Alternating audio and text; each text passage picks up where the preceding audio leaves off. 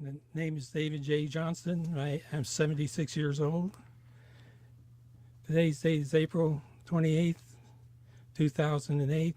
Location is Sacramento, California. I'm with my children, David and Michelle. Okay, I guess I'll go first. My name is David Johnston. I'm 44 years old. Today is April 28th, 2008. I'm in Sacramento, California with my father and my sister. And my name is Michelle Johnston. I'm 39 years old. Today is April 28th, 2008 in Sacramento, California with my father and my brother. So I guess one of the questions is just, what's one of the happiest moments of your life been?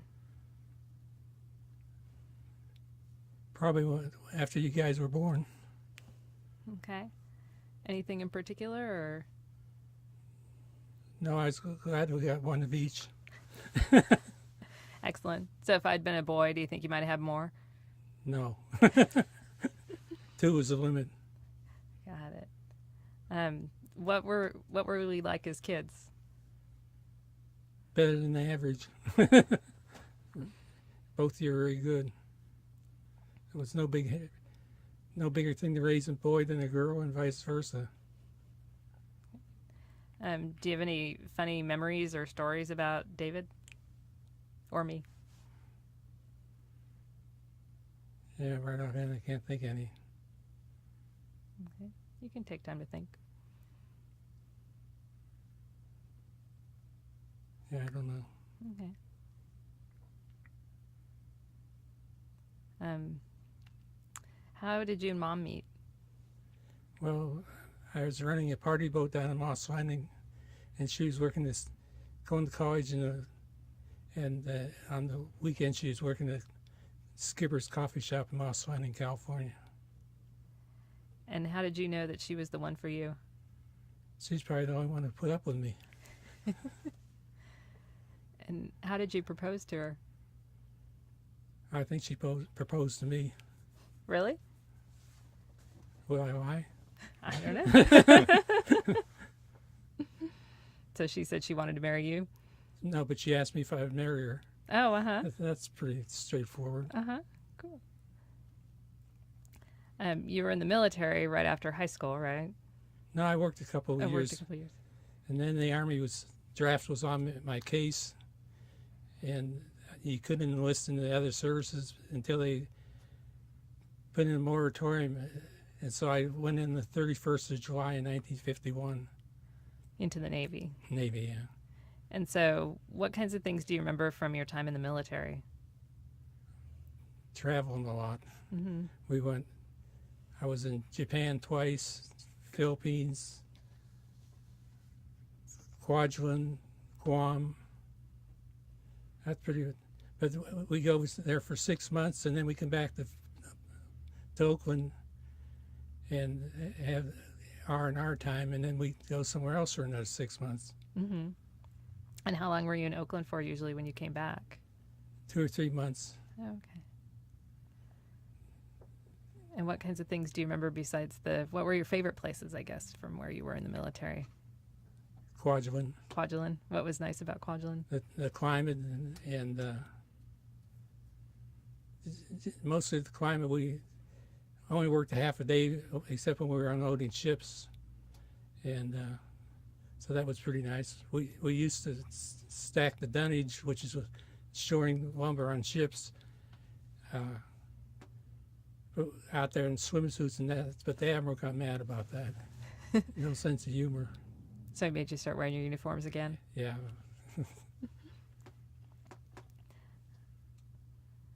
That's when they were testing the first hydrogen bombs.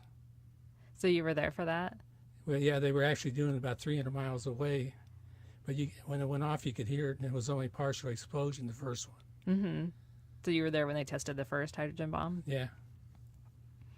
And what did they tell you about what they were doing? Well, we knew when it came in on a ship, and it was in a compartment welded shut. And then when they took it down to the airstrip, there was guards this far apart, and only Navy and the Air Force, and there was nobody else there. But they weren't taking any chances. Uh-huh. So the guards were like 5 feet apart from each other? Yeah. Wow. Who were your favorite relatives when you were a kid? My cousins, I had Donnie and I can't think of his name anymore. Mm. And did you live close to them? Or Yeah, that's when we were all living in Youngstown, Ohio. So my grandparents are a lot like your grandfather. Theirs was a house that everybody went to, you know. Mm-hmm. My dad's mother, she thought she was too highfalutin for the rest of us. So my poor grandfather, he worked till he was 72 plastering, and he couldn't even smoke in his house. When he died, she had to move into a boarding house with other old ladies. She probably didn't like that, huh? No. So what did you used to do with your cousins? Well, in Youngstown, there's a big park, kind of like the one in New York. It's Mill Creek Park, and there's streams and all kinds of things in there to do. We did a lot of walking.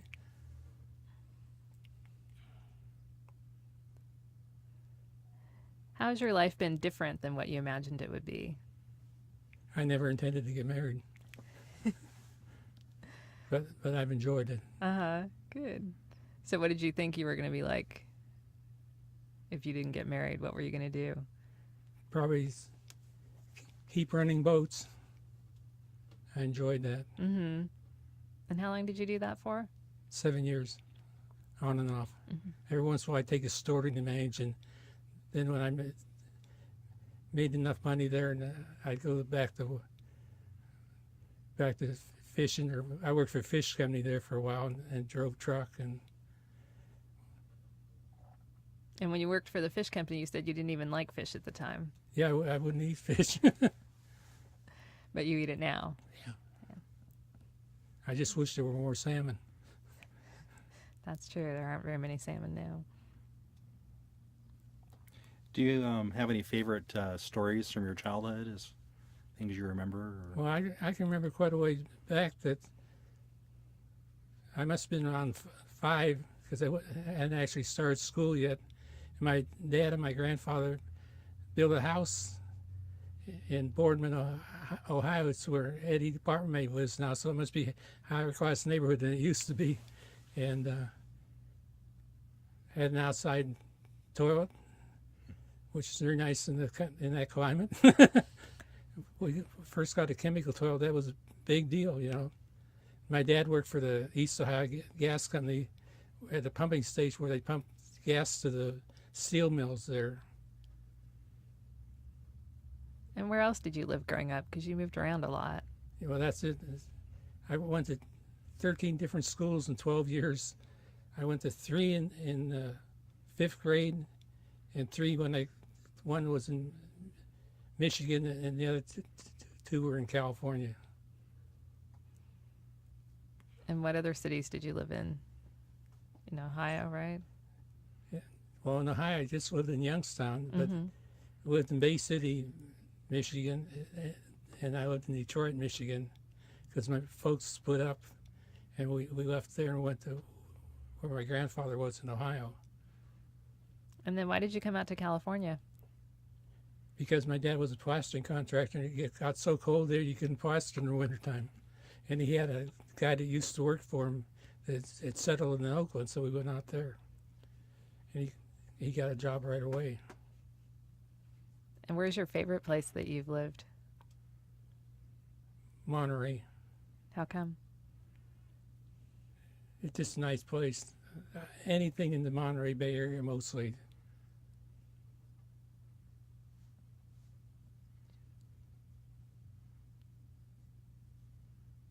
How would you like to be remembered? I just like to be remembered.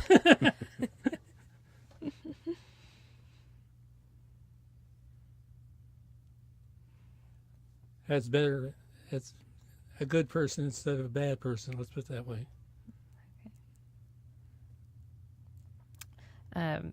We were talking outside the trailer about how we used to think growing up that you didn't like Chinese food or Yeah. Mexican food or Thai food or any of that, and it wasn't really true. So what other things about you that Mom told us were true weren't true? Probably quite a bit. Other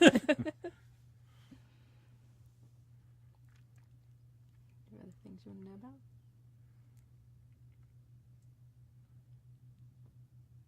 about? That I'm grumpy and, That was something Mom said that wasn't really true. well, I'm not grumpy. That's true. You're not. How would you describe yourself as a child? As a child,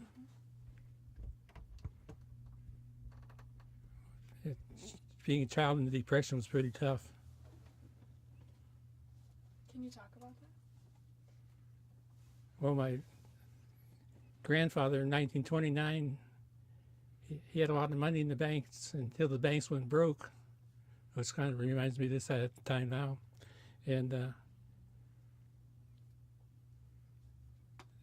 then he was retired in 31, and they asked him, people asked him what he could do for him. He said, give my son-in-law a job. So my dad had a job through the Depression. It was a tough time. And then World War II came along. Everybody was collecting tires and aluminum and anything that turned it in. Because the Japanese had all the tires, rubber tied up, and different things like that. So everybody goes collecting everything.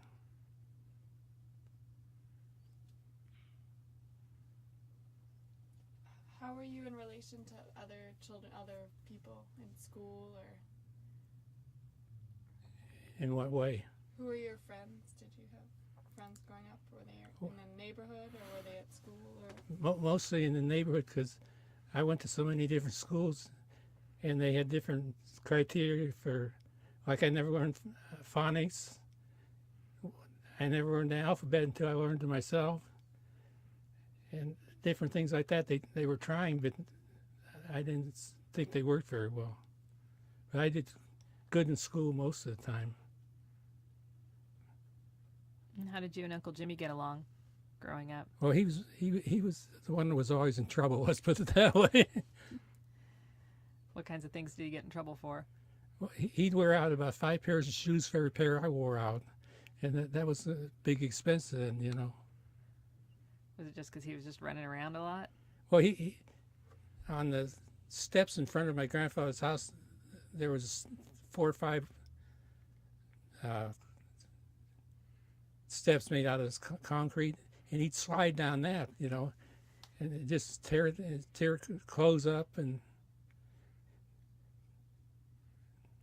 one thing about him, though, when we went to Catholic school, they always had something for you to sell, and he'd go out and sell his, and then he'd come back and sell mine, which is handy to have. What kind of things did you sell?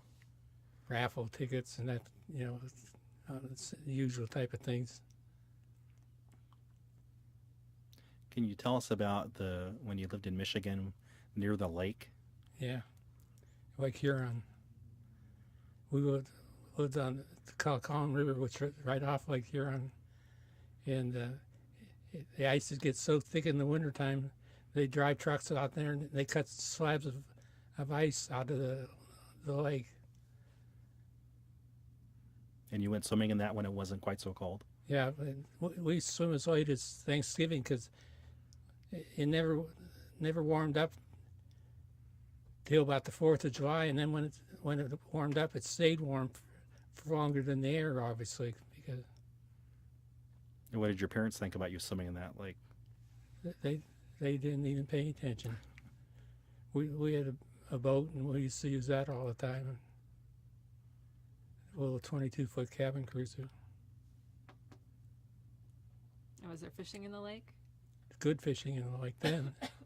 Yeah, the yellow perch.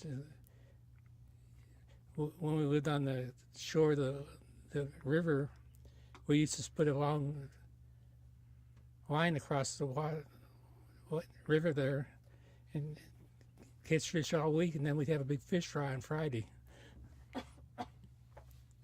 It's kind of like rock fishing here. You can catch 4 or 5 fish at a time on the line.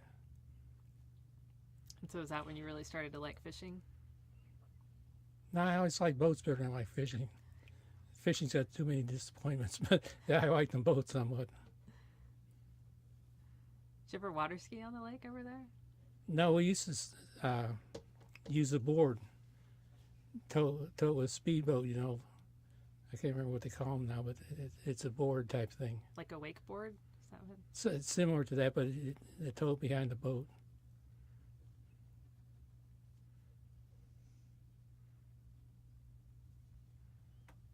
Can you describe your parents? Well, my dad was born in Scotland, and my mother was Irish, and they argued all the time. So finally, when we were living up in Michigan, when I was in fifth grade, when we lived in Detroit, my mother left my dad, and we moved to Youngstown, Ohio, and lived in my grandfather's house. And then what was the story about your mother reporting Hildy? Oh yeah, my stepmother was born in Germany, so during the war, my real mother tried to get her locked up for being an enemy alien. But it didn't work, did it? No, it was easy to lock up Japanese, unfortunately, but it wasn't easier to lock up Germans. Yeah, her father fought in World War I for the German army. He had one of those helmets with a spear on the top, you know. Yeah, when I was in fifth grade is when World War II started here. And what was that like at the time? Well, I can still remember when Roosevelt made his speech. You know, the only thing was the radio, but once they declared war, they really went at it. There wasn't BS like going on now, you know. Who was your favorite president?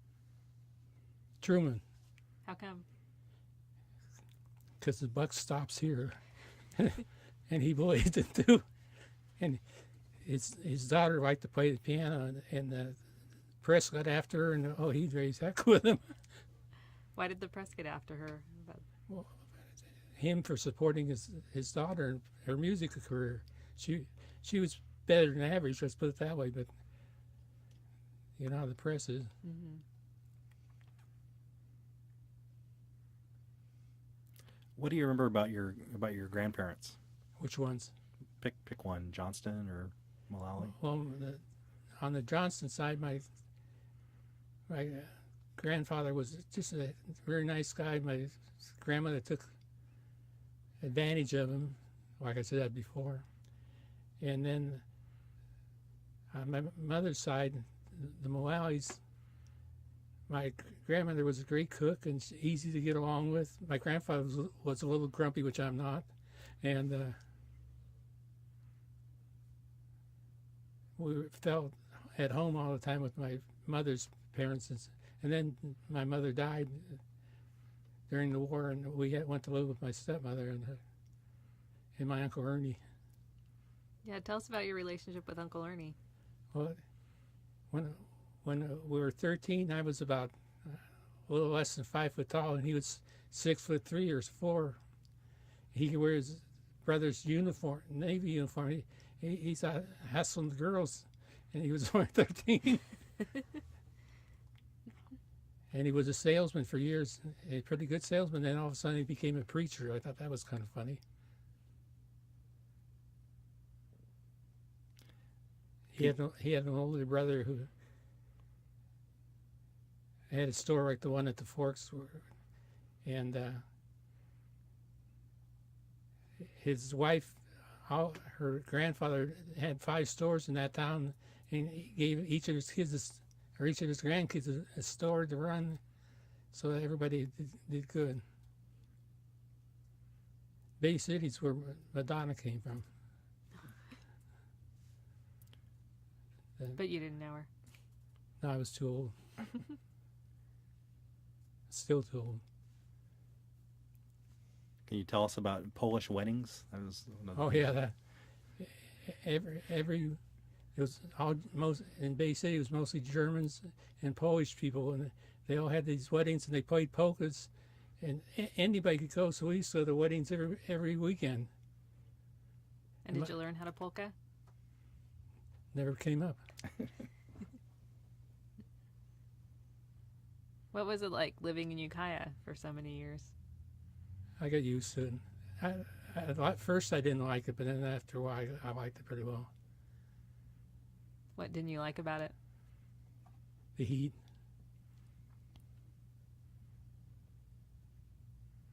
Yeah, the heat more than anything else. But after I got everything lined up in my job, it worked pretty good for me, you know. And the good thing is your grandmother took care of you guys when your mother and I worked, so it really worked out good.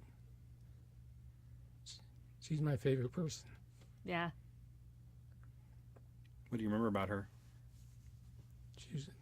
She was easygoing, but when she said something, your grandfather, no matter what he says about, she always did what he said. It wasn't that way, because she told me the first year they were married, she broke a whole set of dishes throwing them at him. She was an awesome cook, too. Yeah. And 40 some years we lived there, and I never had a cross word with her, and vice versa. She told me that she wished she would have had 3 daughters instead of 2 sons and a daughter, because we got along good.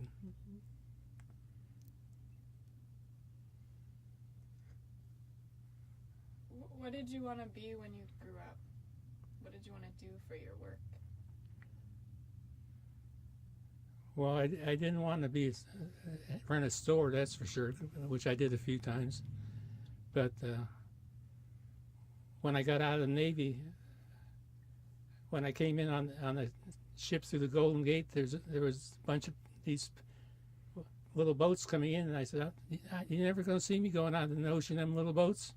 Wasn't a month later, I was out there on the ocean going, because then I got hooked on salmon fishing, and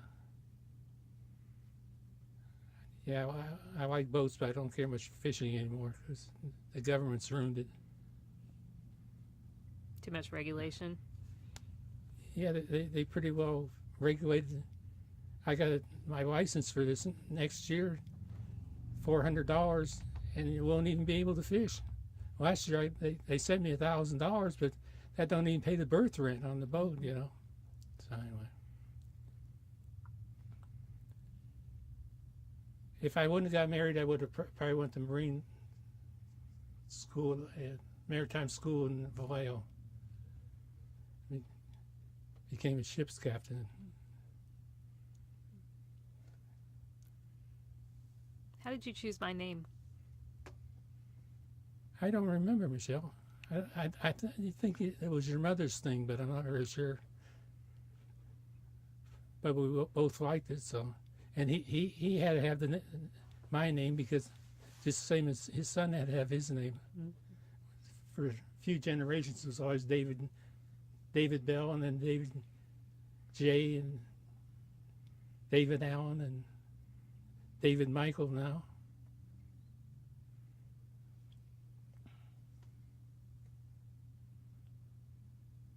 How were you convinced to be married? That was easy. I went with a lot of different people, and I just figured their mother was the only one I could get along with over a long period of time, which pretty well has proved itself. How long did you and Mom date before you got married? About 10 months. When I worked in Castro Valley for these people, her thing was, don't get married before you're 30. Don't have any kids after the first couple of years. And there's another one, but I can't remember what it is anymore. But she had it pretty well nailed down. Oh, it was meeting the mother, right? Yeah, probably. I think you said one time that it was meet the mother, because that's what your wife's going to turn into. In a few years, yeah, that's true. That lady was a nurse, and they had this little store there in Castro Valley at the foot of Dublin Grade, and I got Christmas cards from them up until about 3 years ago. And they both had to be in the 90s, you know, because they had one daughter, and that's all they had. Do you remember their names? Kissick. his one cousin, well, his cousins owned Mars Candy Company. The doctor across the street was his cousin, and he went back. His daughter went back there and said, "Geez, that's a beautiful house they got." And his kid says, "That's not a house. That's a stables." Wow. Because they were trying to decide whether M&Ms would ever sell when I worked for them. Oh, were they really? Yeah. One nephew or cousin or something, that was his brainstorm, and the rest of them were kind of dragging their feet on it. They didn't think M&Ms would be popular. No. Guess they were wrong. Yeah. Because today Mars just bought Wrigley gum. You had a story about somebody who had an opportunity to buy the Volkswagen distributorship. Oh yeah, that down in Carmel. Before they brought Volkswagens here, he was a contractor and investment guy, and they offered him a distributorship for all Northern California. And he said, "Don't be silly." He says, "Them stupid little things will never sell." Did you ever have any decisions like that maybe you after the fact thought that wasn't the way I should have gone? Well, right offhand, I can't think of one, but I'm sure there's a lot of things like that. Or was there a choice that you made like that you feel really good about, that you knew you made the right choice? Getting married to your mother, I guess. She'll be glad to hear that. Well, we're going to delete these stuff, aren't we? David will edit it for you so the good stuff about her doesn't come through. That's right.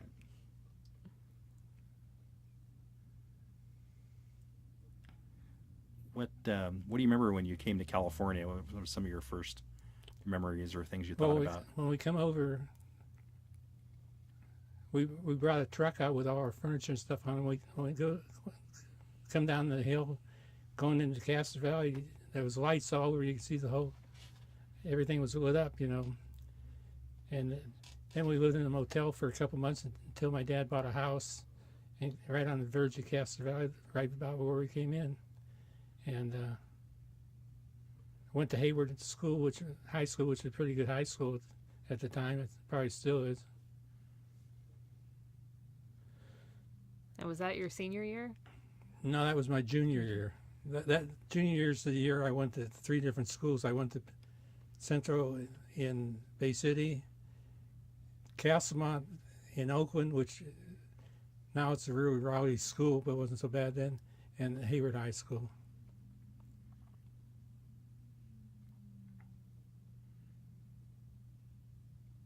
What did you think of the differences between the schools you attended? There was a great deal of difference because in Michigan you had to restudy, and they didn't you had to dress nice when you went to school, and till I was in the Navy, I never ran into anybody who was in the graduate from high school that couldn't read and write, but there was 2 or 3 from Fresno that was in the Navy, but I don't know how they got into the Navy.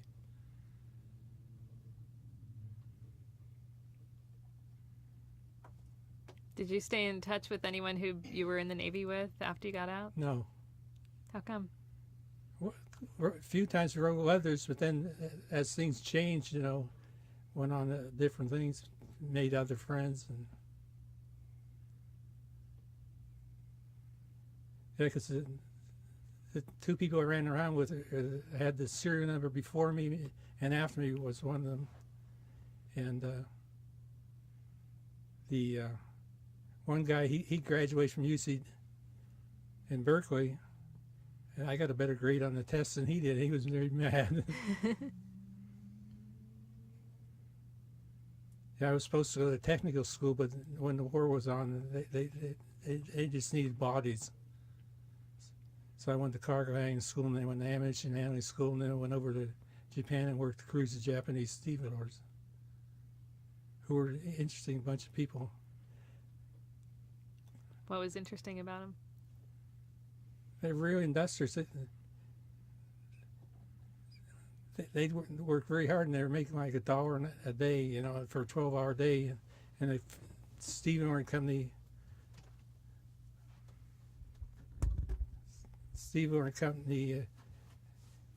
if they stayed over there, they'd give them lunch, but I don't know what they charge them for the lunch and stuff like that. But they really worked hard, and when I did the same thing in the Philippines, they were just hard to get along with. But when I went to Guam and in a rigging loft there, we had 2 or 3 Filipinos there who were great. So it's just a type of people that you run into. Mm-hmm. And you were on the shore patrol at one point? Permanent Shore Patrol, Armed Forces Police, whatever way you want to call it. And where was that at? Subi Bay, Philippines. Do you have any memories that stick with you from that? Oh yeah, it was a 3-ring circus. In what way? Well, one time they used to pick them up and bring them to the headquarters, and we either take them back to the fleet landing to go to the ships out there, or we send them to the base master at arms. And they picked up these 3 guys, and they sat down there, and one guy got up and said, "I'm going to get a drink of water." The guy said, "All right." And he says, "I's leaving." And James says, "What'd you say?" He says, "I's leaving." He stuck out a 45, "Sit down." Then one time they took a couple guys to the brig, and they had them handcuffed behind their back. When he got there, they said, "Come on out, come in and get me." So about that time, as James started in, he came out. He had a chain with the handcuffs in front of him, caught him right under the neck here, and made footprints as he walked over him. But he still went to the brig. And James was okay. Yeah. And then one time we were driving, it was Cinderella Liberty. In other words, Liberty was over at midnight. We were driving down through town, and a Filipino stopped us and said, "There's some Filipinos dragging a sailor up this alleyway." So we walked up, and we couldn't find him. So at 12 o'clock when we were driving through town, I said, "Did you see what I saw?" He said, "What'd you see?" I said, "I think I seen a sailor in a dress." So we went back. Sure, they stripped him naked, and he woke up, and the only thing around was a clothesline. And so we took him back to the ship, and they woke everybody up, the captain and everybody had to see this. Did you ever find out why they stripped him naked? Well, they just figured he wouldn't stand a chance. You know, he'd get picked up. There, when he went into the bar, and there's a bunch of sailors there. If somebody had his head on the table, he picked him up and took him back to base, because they used to roll him all the time. And So you just go cruising through bars looking for passed out sailors? that's one of the things, fighting sailors. We picked up this one guy one day, just had his head on the table, and loaded him in the wagon, laid him on the floor, and then we went to 3 fights and a riot. So when we took him out of the thing, he said, "What did I do?" He said, "Nothing, you were just an innocent bystander." It was a lot of fun in some ways, but it was hot and dirty and nasty. And What was Kwajalein like? you like it, being a diver. Yeah, like in that one magazine, yours says you can see down 100 feet, and that's pretty much it. I never thought it was that deep, but we used to go swimming every afternoon when we weren't unloading ships or stacking tonnage. Yeah, it's a lot like Hawaii. The temperature's about 80 degrees all the time, except they have a rainy season and a dry season. And at Christmas Day during the rainy season, they blew the door off the barracks, and they were adding on to the airstrip. And when the Americans invaded Kwajalein during the war, they killed about a whole bunch of Japanese in this just a little place, not bigger than this little alleyway thing here. And went across the island in about a day and a half, and then they had to fight their way back. They killed 900 people going the other way. They were dug in. And when they were building that onto that airstrip, they found more bodies that were.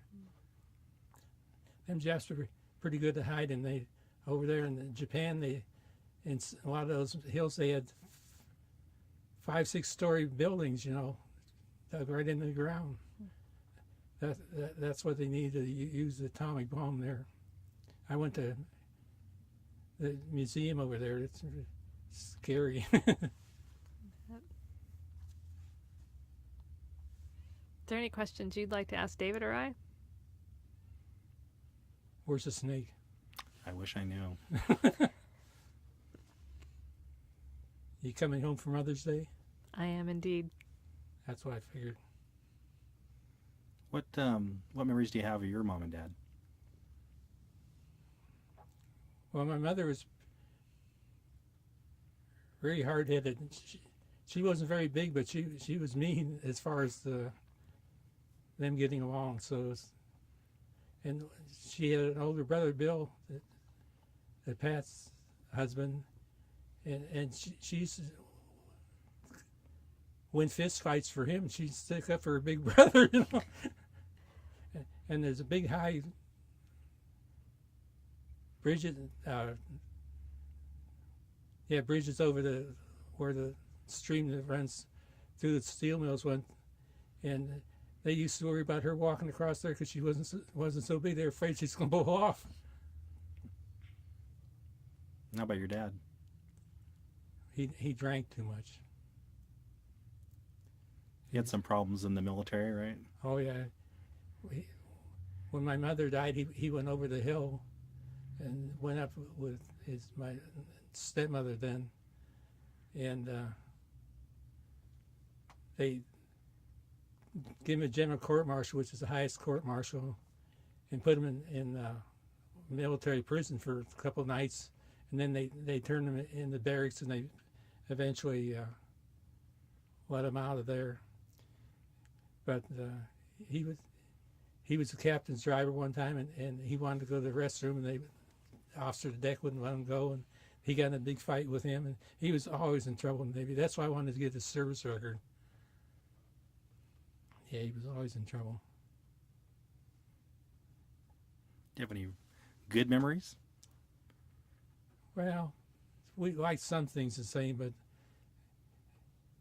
when we first came to California, if it wouldn't have been for Jimmy and I, they never would have made it. We both had jobs, and he'd work as a plasterer, which paid good money, but sometimes he'd get home with the money, and sometimes he wouldn't, and he didn't seem to care which way.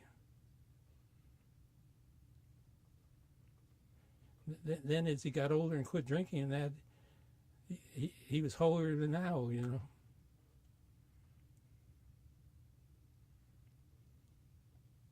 Yeah, Jimmy was 12 when he started working in that nursery, and I think I was about 15 when I started working in that Walker plant. The reason I went to work there is I was working on a pigeon ranch, and I told him I had a part-time job. I said, well, you want to work here part-time in this locker plant where you put stuff in the freezer, Sure. My dad says, you never could do it. He says, I did it for 2 days, and it like to kill me. That's when I made up my mind I could do it, no matter what he said. And did you? You betcha. I've worked there 4 or 5 years. What did you do at the pigeon ranch?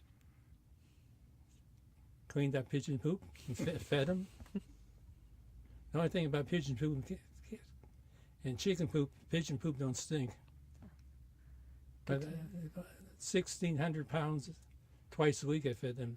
And the ranch was on a slope like that, so you had to tack up. And what did they do with all the pigeons? Squab. Squab.